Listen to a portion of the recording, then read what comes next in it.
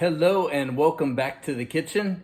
We are going to make fried eggs. My kids actually want those on top of the French fries, but you could do this by itself or put it on top of a piece of steak. It's wonderful. So we're going to basically have the same setup as we did with the French fries, which is we're going to have our pan, and I'm using it at the same time making the French fries.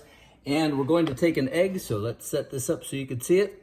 And we'll have a plate nearby, and we're going to take eggs, and we'll do just one at a time.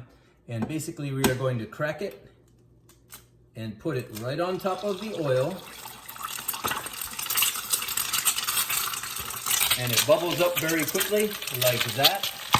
And you are going to splash a little bit of oil on it, and then and you don't want to break the yolk. And so as soon as it's cooked on top, it is done. And that's how you make a fried egg to throw on top of your French fries.